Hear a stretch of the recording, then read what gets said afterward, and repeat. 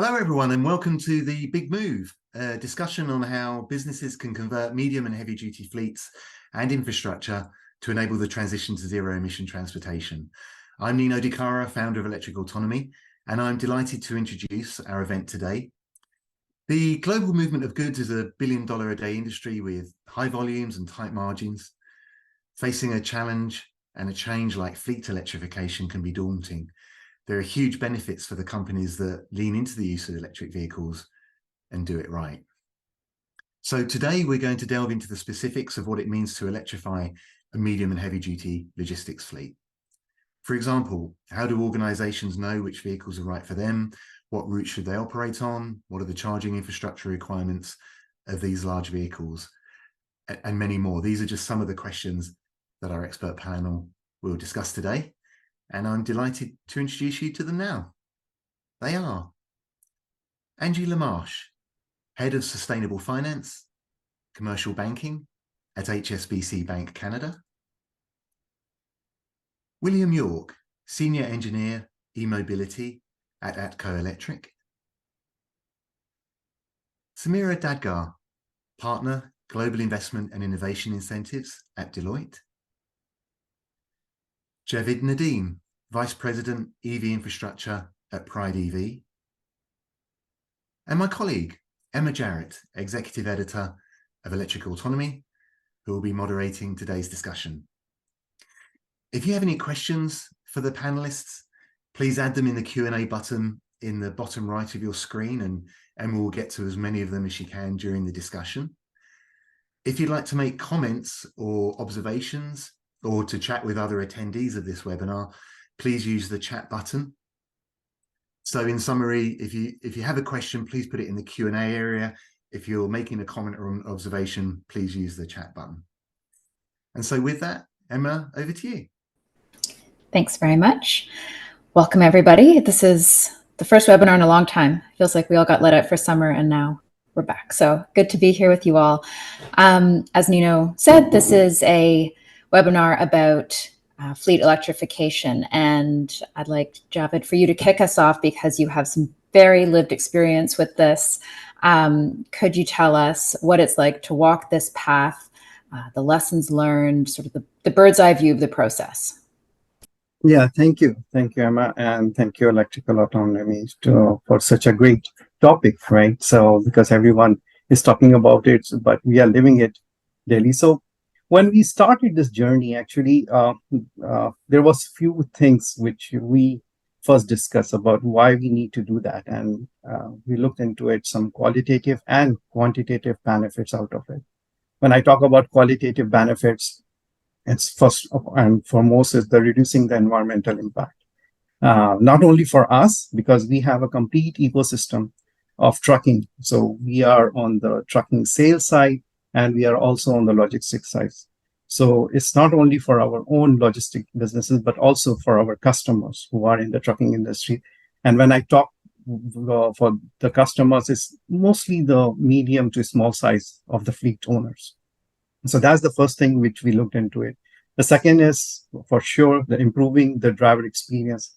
We all know that the electrical vehicles are having less vibration, reduced noises. So that's something which drivers experience very well, and we experience that the retention is going high with the drivers just because they enjoy driving electrical vehicles more than any other. And the third thing is, of course, is the brand reputation, because sustainability is key for every brand, whether it's a small or big. So we thought that, yes, in the transportation industry, this is something which we need to do. And nothing is come free, right? So we have to look into what economical benefits we're going to get. So first thing is cost saving. There is a myth that electrical vehicles cost you more. I agree on the CapEx side. That's to some extent is correct. But when you look over the period or the life cycle of the vehicle, you save on the fuel costs, you save on the less maintenance. So overall, your return of investment is quick and your total cost of ownership is less. And for sure, you have a governmental or federal level or provincial level incentives available today.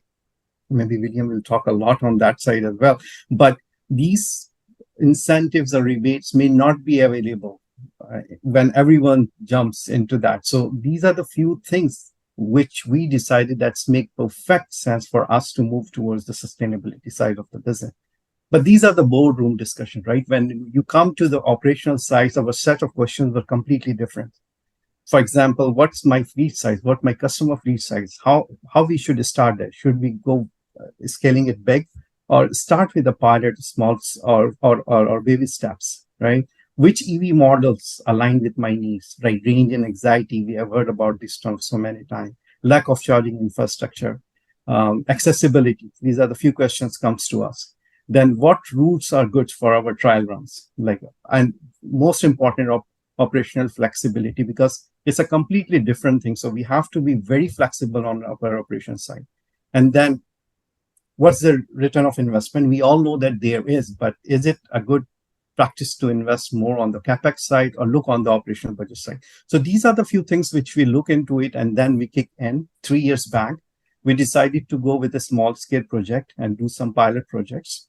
Unfortunately, what we planned as a transition, but due to the supply chain issues, we all know that the truck deliveries were delayed, but we still keep on with our progress on the charging infrastructure side, and we equipped almost 15 to 20 locations with a small scale charging infrastructure. Like when I say small scale, 1 or 2 chargers here and there, and we also kick in few big infrastructures hub site where we have megawatt worth of chargers, right? With the intent that those charging infrastructure we will use not only for our own trucks, but it will be available for public. So it's a kind of an in-depot charging, but at the same time is a public charging. So it's a kind of a hybrid model. So there are a lot of steps we learned, like especially engaging early planning. And then we decided to go how to do the site assessment. So these are the few things which we did, and definitely it's paying off to us that now we are ready to kick in with the larger and the big fleet projects. Thank you. That sounds like a very in-depth several years to just get to this point. Angie, when you hear Javed talking about the experience that Pride EV has had in their fleet electrification, how does that mirror what you hear in your role when it comes to questions that clients have for you about fleet electrification? Absolutely. Thank you, Emma. And, I just really have to echo so much of what Javed shared. There's a lot of consistencies in what we're hearing from customers in lots of different sectors as well, that have really vehicles as assets. And I'd say the top 3, the first is the technology risk or uncertainty. Certainly for anyone with long haul assets, I think there's concerns about technological availability. And then for really any kind of vehicle owner, the concerns around maintenance, whether it's their own staff members or the service providers that they currently use, just uncertainty about the availability in the market.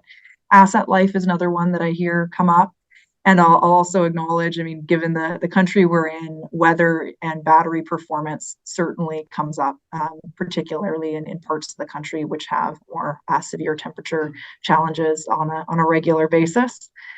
The second or main concern is really around infrastructure, particularly for clients that operate vehicles in less urban settings, availability both within their own warehouse facilities for adequate power supply, as well as then along those routes. Another one are clients that operate essential services and who have concerns about power outages and the lack of adequate backup power at their own facilities. And so some examples of this are folks who operate waste management services, postal services I found to be a really interesting one, as well as EMT. And it's pretty clear when you have major power outages why it would be such a concern to not be able to have these vehicles operating on demand. And then the last major area of concern I hear from clients really focuses on cost and supply chain. And so that I love what Javed said. We always talk about the total cost of ownership, but that upfront CapEx spend often is front of mind, particularly given the last number of years, whether it's been challenges with capital from the pandemic, the current interest rate environment. We certainly appreciate that that's front of mind for many management teams. And then the delays in the receipt of vehicles when clients start thinking about this maybe a little bit too close to the moment where the asset's needed. And the reality is there will be a material supply chain wait for delivery. It can create a bit of a tension point within the team to make those decisions. So really, I mean, I encourage customers very much, as Javed has said, to be thinking about a feasibility study and really with a medium to long-term view, especially given those supply chain realities, considering what infrastructure is available today, but also what infrastructure is planned, what sort of safe projections can be made about how the landscape is going to continue to shift. And then really encouraging having conversations across stakeholder groups, so understanding how customer needs will evolve over the years to come, as well as, for folks like Javed, who are so kind with giving their time back into the community, chatting or what peers are doing, what kind of learnings have already happened. And then on the financing front, I mean, certainly the bank is here to support. We've done quite a number of sustainable finance facilities with customers that are doing electrification of all sorts of different types of vehicles. And then I'll leave it to Samira, but a wonderful partner to help our companies across Canada better understand what kind of government incentives are available to help, particularly with that upfront sticker price. Thanks so much. And I mean, questions are already starting to come in from the audience about financing. So clearly this is, concern 1 through 10 on everybody's mind. So Samira, could you dig a little deeper on this and let us know, some tips for unlocking government funding? That's a huge part of making certainly more commercial scale EVs more affordable. And then one of the questions that just popped in is, what do you recommend organizations do to navigate this space in order to obtain financing that accounts for the difference between combustion and battery electric vehicles? Absolutely. And I can really echo what Javed and Angie mentioned in terms of what we hear from clients every day. And of course, these projects are all expensive. The capital cost, upfront capital cost, they're huge. So government is providing lots of incentives across the country. But what we hear from clients a lot of times is navigating through these incentives. And I'm sure Javed and William will both vouch on this, that there's planning is the key on all these incentives. So what we really recommend, my best recommendation is really plan ahead. There are some rebates, but of course, when you purchase a vehicle, you can get rebates based on the class of the vehicle. You can get various rebates, and there are maximum on those as well. But the planning ahead is there are incentives that only have 1 or 2 intake per year. So you got to really plan ahead, have a proper budget for the next few years, because you submit an application, it takes several months for government to assess your application. Then they come back to you. There is a contracting period, and then often getting approval, then you can start your project. So you really need to plan ahead, have a budget, and for all these incentives. And there are various incentives. There are incentives that would support doing the assessment on the sites, for infrastructure, for various class of vehicle, for doing some piloting to see if a vehicle works, etc. So there are various incentives. How we've been working with a lot of our clients, we look at their plan, and we kind of look at the location is important. There are various provincial and federal programs. So depending on where they're located, we can identify programs and how to go about them, how to plan ahead of time. I hope that answered the question. I think so. I'm sure there'll be a follow-up if there's still outstanding questions or follow-ups. Well, that's very helpful for the vehicle side. And we've all danced around this a little bit. Vehicles are a huge part of fleet electrification, obviously. They're the top of the iceberg, but below that is a huge amount of infrastructure that previously, companies didn't have to really deal with. You could send your fleet to the gas station, or there were depots that handled that for you. Now a lot of companies are bringing in-house charging infrastructure. So William, could you jump in here and talk about the charging side of this? Because what we are hearing is that charging can often take the most amount of time in this process. So if you could get into that and the financing around charging as well, that'd be very helpful. Yeah, and it's not a core competency of fleet managers, right, is to manage infrastructure. So tends to fall more on the facility side of the business, and they're also unfamiliar with it. So we're blessed at ATCO Electric that we have electrical engineers that are very well versed with the energy infrastructure that we build every day and maintain every day. So it's been actually easy for us to integrate electric vehicle infrastructure into our internal fleet. But I echo what Angie and Javed were saying about a feasibility study and more upfront planning. The biggest mistake I see electric fleets doing today is they'll procure 1 or 2 vehicles and they'll install just the infrastructure for those 2 vehicles. But what you really should have done is had a feasibility study that told you these are your facilities, this is their electrical capacity, and this is how much electric fleet of this type they can support. And when you go to install that infrastructure, you should identify a location at your facility that can accommodate all of your medium to long-term infrastructure needs, and that you're installing that infrastructure in such a way that allows you to easily scale up your fleet. So rough in more capacity than you need, or conduit for the capacity that you need in the future. Kind of a measure twice and cut once philosophy, because once you go to install infrastructure and you're cutting up asphalt and digging up earth, those are tremendous costs that you would rather not incur 1 year from now, 2 years from now, 3 years from now, again and again as your fleet grows. Those would be my biggest pieces of advice, to get a feasibility study. I think perhaps a feasibility study would also help with financing, because then that is something that you can show has authority to the bank that, yes, there will be a high upfront capital cost, but our business will see a lower total cost of ownership. Yeah, it's a good financial tip there. In terms of, and like, this probably sounds like a really silly question, but I feel like a lot of people have it and they just don't ask because they think like, oh, I should know it. But where do you even get charging infrastructure? Like, how do you secure and install this? You know, maybe that falls somewhere between the feasibility study and, you know, actually plugging in your first vehicle. But what are those interim steps? You know, really, it is starting with that feasibility study. I can speak on ATCO's behalf that, you know, we also offer the installation services, so we can jump right from a feasibility study into the installation. And I think a lot of companies are kind of vertically integrating themselves that way, where they can start with a fleet assessment and an infrastructure assessment and facility assessment. They can go right into installing that infrastructure for you. And then, you know, if you're talking bigger companies like Shell Greenlots, they have a holistic approach where they procure the infrastructure and then they'll maintain it and operate it for you on a service agreement basis longitudinally. So there's all sorts of solutions. You can also just ask a company to install it for you, and then you can take over ownership and maintenance of those assets, or you can find yet another company to help do that. So there's companies that are fitting themselves into all sorts of the components of the ecosystem.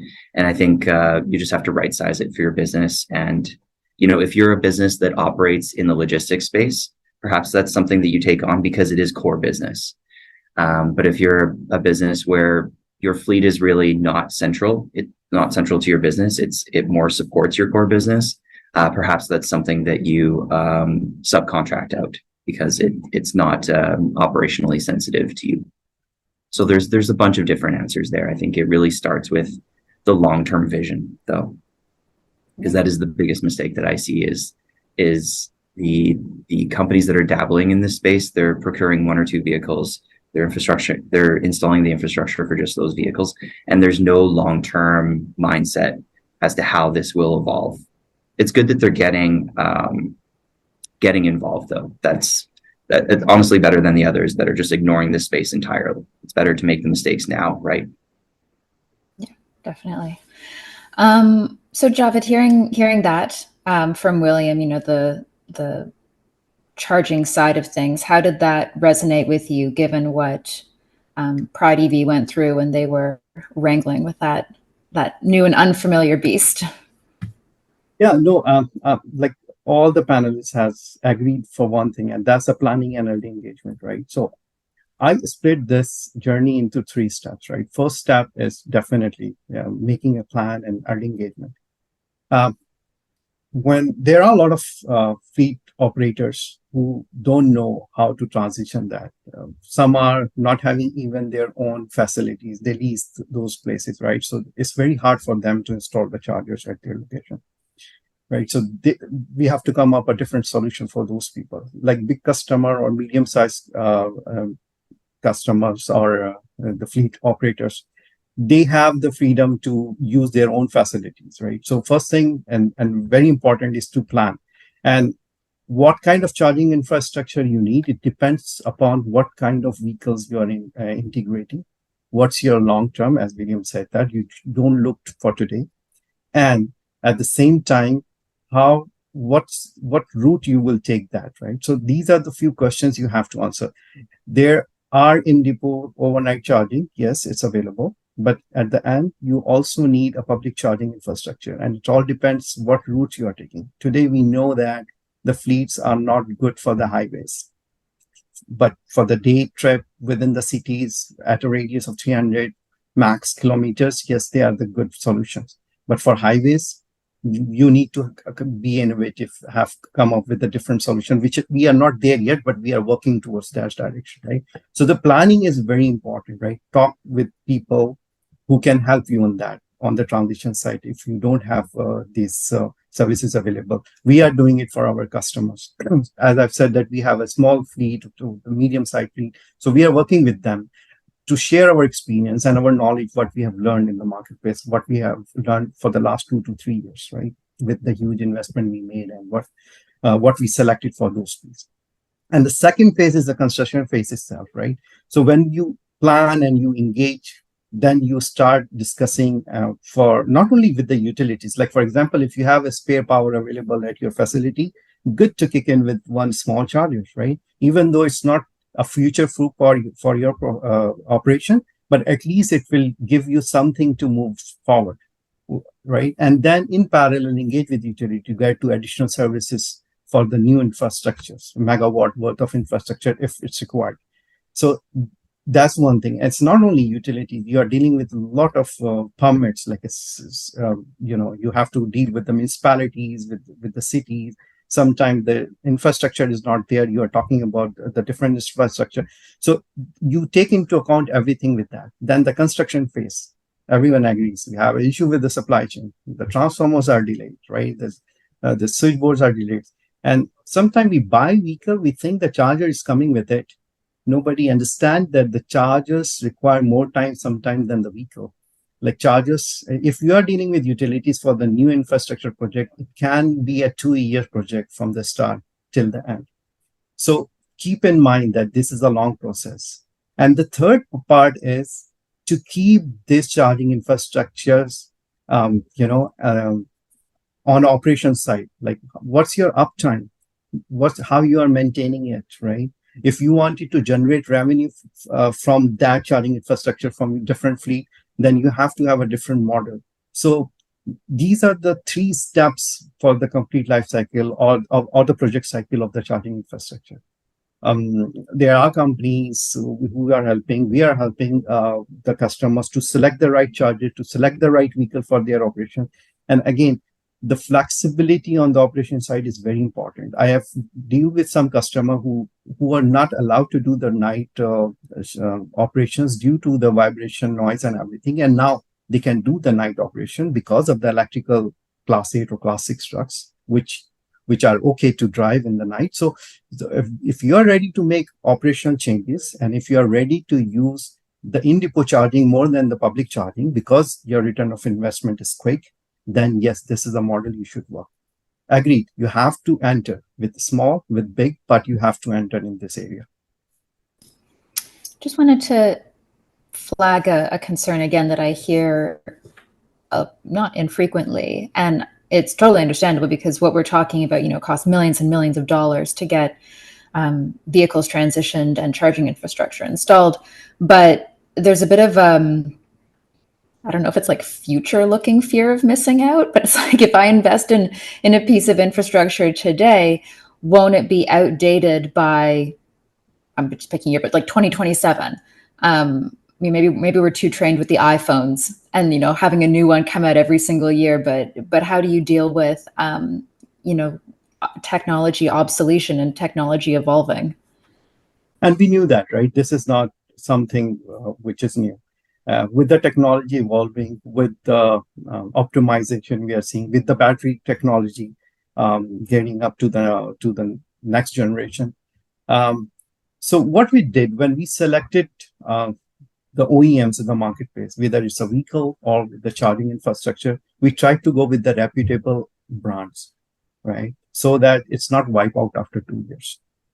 Because there are a lot of people coming in and going out. So I'm not against the new entrant, but the point is we have to be due diligent when we are selecting the technology partner for these things, right? So, and then we shared the data because we are the first one in this initiative. We share our data to those so that the next generation is better for us. So that's the first thing we did. Second thing, we never try to run. We start walking first. We did the small scale project first so that we can keep up of the technological advancement. And the OEMs are also doing the right thing in this marketplace. There is a lot of talk that in future, all the connectors will be Tesla or the North American, connector will be, and probably the CHAdeMO and the CCS will be wiped out. It's not coming now. It will take some time. But even if this is the case, these OEMs are working on a side kit where they can upgrade those chargers, which are equipped with the different cable or connectors, and it can be upgraded at site. So we are looking and we know that this thing has happened. It's just like you're buying an iPhone today, and after 2 years, it's become old, as you have rightly said. But you cannot sit aside and wait for the final product to enter in that market. Then you are too late. You have to be in this and enjoy the benefit, enjoy what it brings to you today. And then definitely when the technology settles, we will see that still it will continue evolving in future. But at least you are riding what today is need is, and you are contributing towards the sustainability. At the same time, you are getting the economical benefit. Yeah, it's interesting. We can kind of trick ourselves into thinking like there's one day going to be a perfect charger. And I mean, they still haven't invented a perfect laptop. So, all right. So, Samir, I'm going to bounce back to you for a second. Just because the capital questions keep coming in, and it'd be great to sort of, if you answer some of the questions on the fly, but, there's really a lot of appetite to know how you ease that upfront CapEx cost that comes with operating an electric fleet. So what are some, for the charging side, I mean, we already did vehicles, but for charging infrastructure, what can be done to ease those costs, factoring in that you are going to want to future proof. So you're probably spending more upfront than you need at that exact moment. Picking up on Javad's thread about in 2 or 3 years, you may be wanting to install infrastructure that is new and fresh to complement what you've already had before. So if you could address that side, that'd be great. Absolutely. So back to first comment. So for a lot, there are various infrastructure, EV infrastructure programs. The major one in Canada is ZVIP, which is the Zero Emission Vehicle Infrastructure Program, which they used to provide 50% up to maximum of $5 million, and now they've increased it to maximum of $10 million. But again, with such program, which is only open like once a year, pretty much, and it takes about a year for applicants to get a result. So they need to plan ahead, but it's significant amount of funding. And they need to know when they do the application, what type of infrastructure they're planning to install. So these applications are fairly comprehensive because you need that plan and that feasibility study done to know what type of infrastructure you need to put in the next 2, 3, 4 years. So as both William and Javad mentioned, is really planning ahead and knowing what type of infrastructure, and perhaps go for something that will work for you down the road as well. Just don't see like what you need right away. And depending on type of infrastructure, amount of incentives varies. We also have provincial programs that a lot of companies can put on top of the federal programs. So that's called the stacking of incentives. So that's one way to also increase the amount of funding that they can receive from the government. On top of all these, as part of Budget 2023, government announced a clean technology adoption tax credit. So this is a huge incentive for companies who are deploying infrastructure, because they can get up to 30% of the capital cost, which is acquired from day of Budget 2023, which was March of 2023, back in cash. So this could be very significant. But again, there are some conditions called labor conditions. So understanding all these conditions, planning ahead, those are all key in order to secure funding and maximize on funding by understanding the landscape of programs and landscape of funding that's available, timing of those applications. And I saw one of the questions are asking what is the difference between rebate and a tax credit. So rebate would be when you purchase a vehicle at time of purchasing, you'll get that rebate instantly. Whereas with the tax credit or incentives, and tax credit and incentives are also different. Tax credits are companies' right to get it, whereas incentives are discretionary funding programs. So they are also super competitive. How you prepare your application and how thorough you are in your applications and in your planning is important to secure the funding. So tax credits, you do the project, you claim at time of your taxing and get the credit back from the government. Whereas with grants, you apply ahead of time, you get approval. Upon receiving approval, you start spending the money and kind of get the amount of funding that you were approved over time, depending on how long your project is and what are the timeline of receiving funding, usually quarterly or twice a year, etc. Thanks very much. William, looking forward on the charging infrastructure specifically, and we always talk about the lifetime of vehicle. Chargers have a lifetime too. Could you speak to the maintenance side of things and making sure that, what can companies do to get the most out of their pieces of equipment, and speak to the aftercare process that comes with an electric fleet? Yeah, certainly. And, ATCO we've deployed charging stations for our internal fleet, as well as we operate in Alberta. We're the largest public charging station operator by number of locations in level 2s and level 3s. So we have quite a bit of experience here. I would say a big part of it, as Javed said, is to go with a reputable supplier. There's a lot of fly-by-night infrastructure companies, and that can cause headaches. So the price may be very attractive, but then you need to peek into their, where are their support teams located? Are they in the same country as you? Do they have, what does their supply chain look like? Do they have adequate sparing stock of, especially for level 3 charging stations, cables, power modules, that sort of thing. A simple tip for charger maintenance is cable management systems. I think what people are surprised that the most common failure of a charging station is the cable, and it's because people drive over it. So just spending that little bit more money up front to get a cable management system that keeps the cable off the ground can actually save you hundreds, even thousands of dollars if it's a level 3 charging station. So those are simple tips you can look at. But yeah, the uptime of these charging stations is a huge deal. So deploy a little bit more infrastructure than you need. If you have a fleet that requires 10 level 2s, maybe deploy 12 so that you factor in some downtime there. Level 2s luckily are quite robust and they're pretty simple. Like, they don't do any power conversion. They're a simple throughput device with sometimes access control and fault detection. But otherwise, they're pretty simple. Their failure rate is very low compared to level 3s. And if you have level 3s, keep some spare parts on hand, definitely cables and power modules.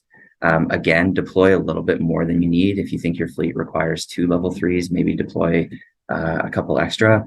As Javed said, it's a great strategy to have maybe a fleet contract with a public charging station provider. So if your level threes are down, or if your facility has a power outage, or the electricity supplier has a power outage, you can go zip over to public charging stations that are readily available, and you have your fleet card lock that you can just tap on the charging stations and get going.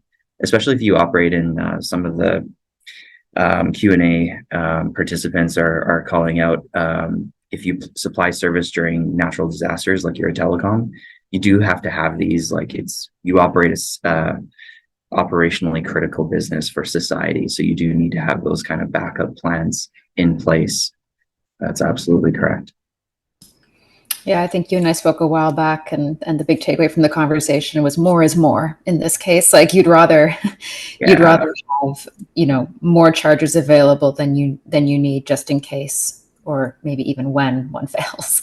Yeah, we had a conversation about the industry was really fixated last year on manufacturers achieving 99.9999% reliability, and I was kind of against that. I actually think that more effort should be spent on just a little bit more infrastructure per site to get the reliability on a site basis rather than a per equipment basis, because there's just not infinite capital to spend on QA/QC and component manufacturing tolerances. I think it's better to just buy a second level 3 and call it a day.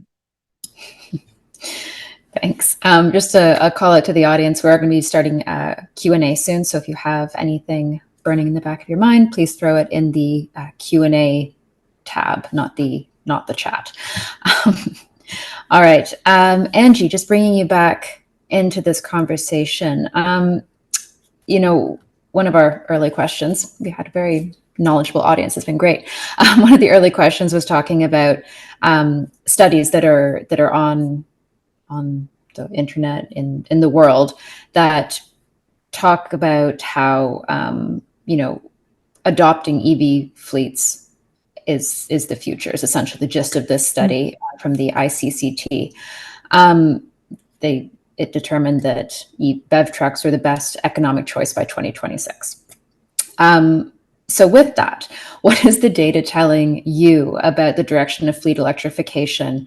And do you have any advice for fleet operators still on the fence about taking this step and really not just flirting around the edges, but committing to electrification?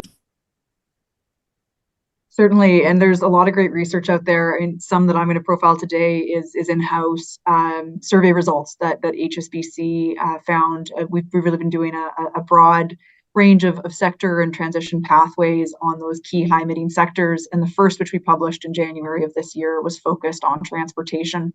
So in this space in particular, we surveyed 300 transport and logistics companies in 16 markets globally, and got some really interesting results. I think a few of the stats that really resonated for me, on the larger side of the sector, 55% of companies with sales above $500 million US already had a net zero commitment in place. And I think somewhat more surprisingly, 36% of companies with sales below $10 million US dollars a year also had a net zero target in place. So really reflects that this isn't just the net zero conversation isn't just the domain of the largest players in the market, although they're obviously facing more pressure in the immediate time frame.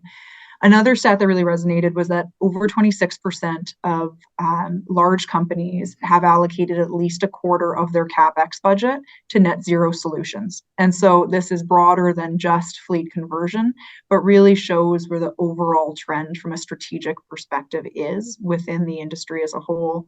And for logistics businesses, technology, dropping energy costs, and competition were the three main accelerators. When I say decreasing energy costs, I mean specifically electricity costs in a period of energy insecurity.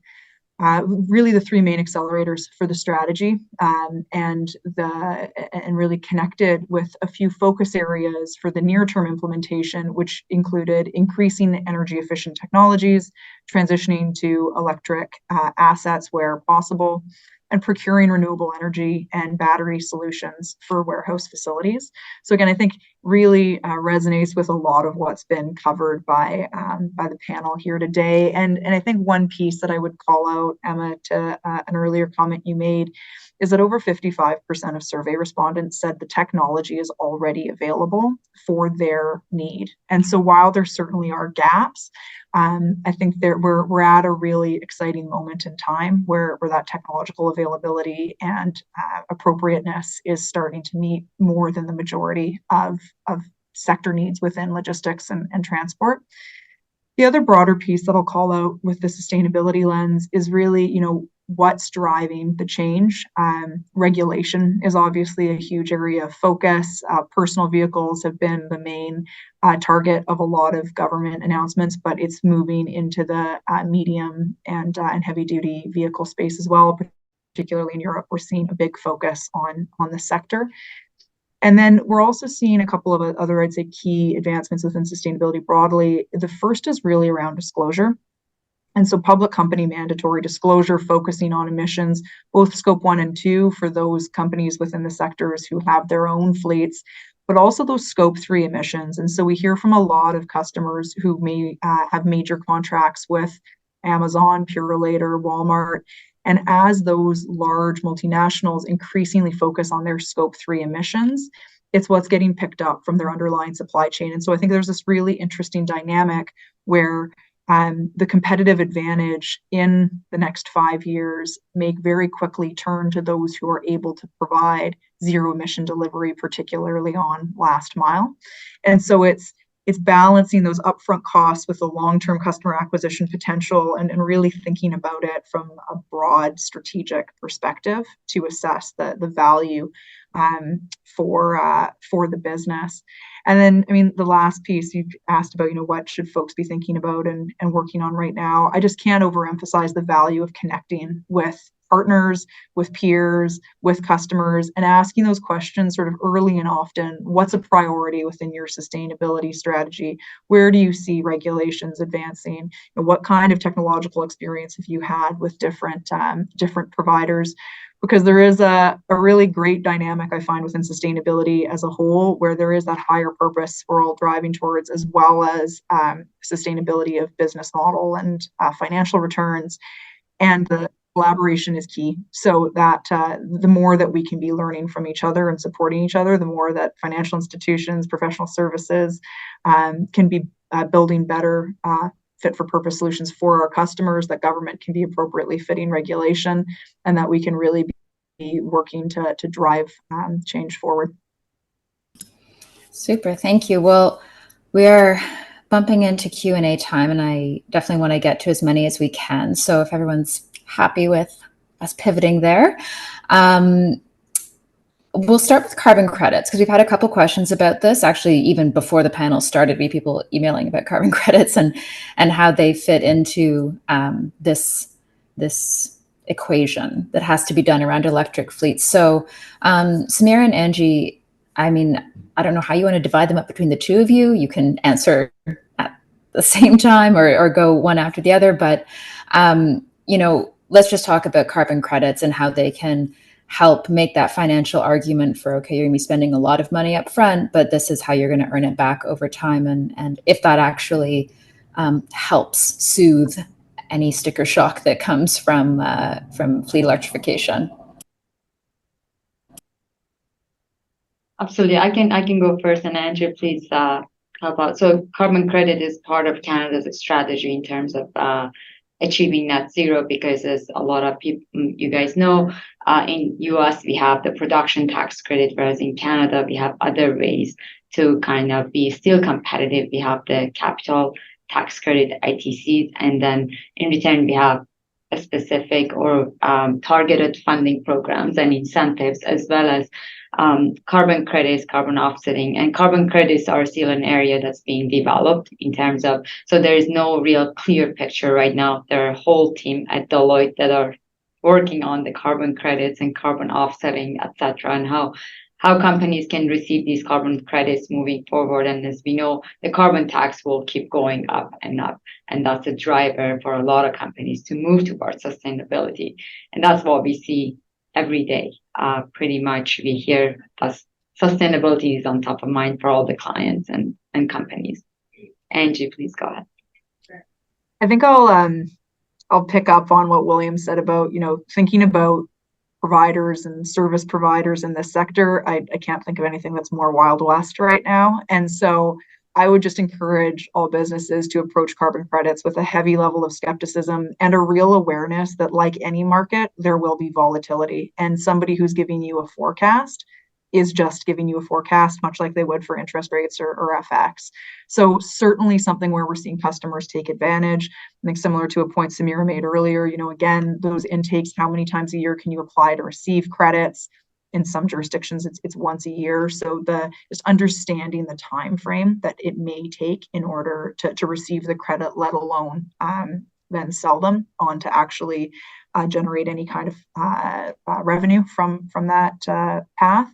And then the last piece is just really understanding, again, as Samira said, with some of the government grants, the level of administration involved and the need for accuracy and credibility in the application process to avoid any kind of risks of being accused of greenwashing or double counting. And so I think, more to come. We'll see the market continue to evolve and mature. And, when I look down into the medium sort of term future, certainly I think something that's going to be a new stream of revenue for quite a number of businesses, but just want to encourage a healthy level of caution and skepticism and curiosity for anyone who's being pitched something that seems too good to be true. There's a reasonable chance that it is.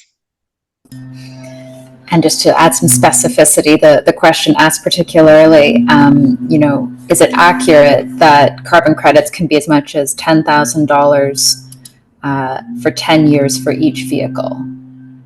How does that claim stack up in your mind?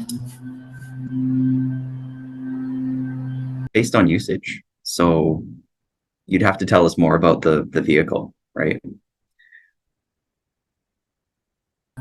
Okay. It's in the realm of possibilities, but it like there's some fleets that are heavily utilized. It could be double that, could be half that. If it's not a heavily utilized vehicle, it's good. And it matters what jurisdiction you're in too. Like Alberta, we don't generate as many credits because our electricity isn't as clean as BC or Ontario. So, this is a question that has many layers of complexity can't be answered on a webinar. It's more of a one-on-one question. Thank you, and I'm going to apologize. I have a neighbor who's blowing leaves right now, so if anyone's hearing a really annoying whooshing in the background, very sorry about that. All right. So when it comes to end of life, because that's a big concern for groups that are buying EVs, and William, I'm going to throw this question to you because I feel like battery end of life in particular does play into utilities. What kind of planning is going on around recycling of fleet batteries? And is there another whole market here that we could probably devote another panel to that needs to be understood better? Yeah, I saw that question in the chat. I don't think there's a particular reason that the recycling industry needs to be more focused on fleet vehicles hitting end of life and the recycling of that battery, because number one, fleets aren't that large compared to the whole domestic fleet of vehicles. Just count vehicles on the road. Every 20th vehicle is a fleet vehicle. So the recycling industry is going to be largely focused on consumer vehicles. And I don't think there's really going to be a difference. I think the fleet manager is going to see that a vehicle's at end of life. It's either going to go be sold to someone, or it's going to be sold for salvage. And then I think the salvage person will obviously see that there's a lot of value in the raw materials that are in that battery, and they'll go recycle it. So it's largely going to be driven by the consumer industry. And actually, I learned just a couple of weeks ago that the recycling industry is actually largely dependent on the battery manufacturing facilities, because about 20 to 30% of battery cells don't pass their tests and they go right to recycle, like right from the factory. So, the recycling industry right now is thriving on the backs of the manufacturing industry, like basically goes out the factory door, right to a recycling facility, and then back to the factory to be repurposed into another cell. I would like to add on that, because we are also having this this discussion about the end of life being an operator of the EVs. So when we talk about the end of the life of the batteries, for vehicles, it's if 80% or less, we say that it's end of life for the vehicles. But still, these batteries are good for the battery energy storage system. So there is a second life for these. And with the growing charging infrastructure, what we are looking in, there will be a lot of pressure on the grid. We will see a different charging rates. Overnight rate will be different. Daytime will be different. So these batteries will be, utilized for the battery energy storage system as a microgrid at different locations. So we can extend these batteries' life from, let's say, 5-6 years to maybe 15 to 20 years. And then we talk about the salvaging of these batteries. So just a comment from my side. Really appreciate that, Javed. And I wanted to ask, on behalf of one of the audience members, they're curious about what incentives do you use? And if you could just point specifically to some funding streams that Pride is relying on, that'd be helpful, I think. Yes, so we have some mega projects which we did in Ontario, where we have 1.5 megawatt worth of charging infrastructure. We got incentive from NRCan, Natural Resources of Canada. Every year they open their application for that. It's still open, but not for the fleets, but hoping to have them again in August, like sometime later this year. We were hoping for August, but it's been delayed. On the vehicle side, we have IMH ZEV plan available, where we can get up to $150,000 for Class 8s and up to $100,000 for Class 6 at federal level. And then in Quebec, we have another plan which is stackable with the federal for the electrical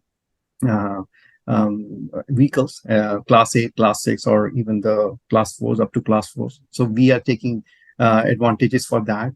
We have CVP and SUVI in British Columbia available, those incentives from the BC Green. These are both for the charging infrastructure and for the vehicles. So we are utilizing them. In Canada, we have a lot of other states available, and they are not there yet. Ontario, we don't have much on the charging infrastructure, or even on the EV side, there are nothing much available. Paris regions like Alberta and others, we are not finding much of the rebates available.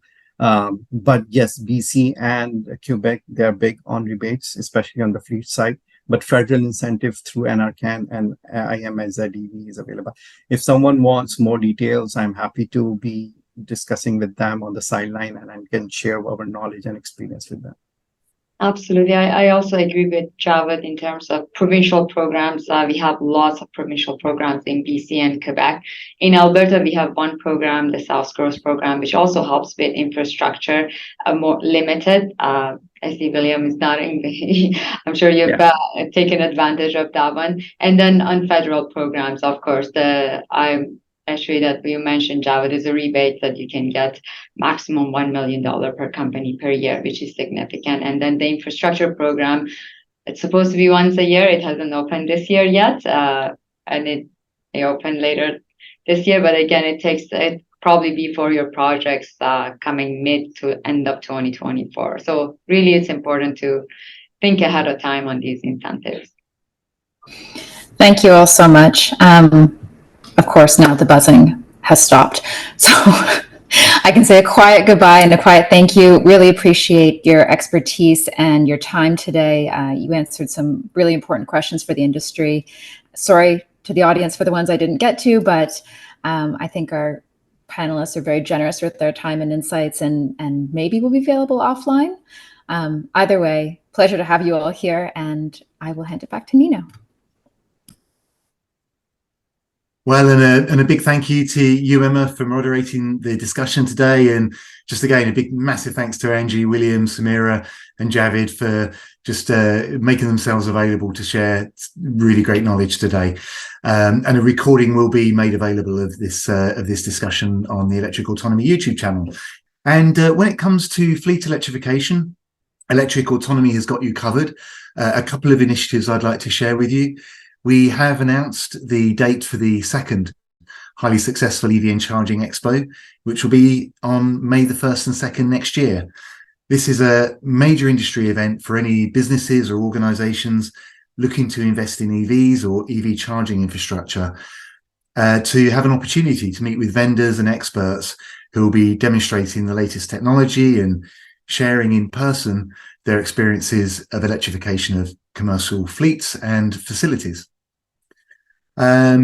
But coming up this fall, I'm delighted to announce that we will be launching our annual EV Charging National Discussion Series on November the 1st. This is a 5-part series of virtual events allowing for speakers and participation from right across the country, addressing critical issues about Canada's charging infrastructure, such as reliability, charging in condos and stratas, grid resilience, and boosting uptake among First Nation communities. If you'd like to register for any of those events, please be sure to subscribe to the Electric Autonomy newsletter, where we will be sending out invitations to register to take part. Well, thanks for joining us today, and we look forward to seeing you at our next session.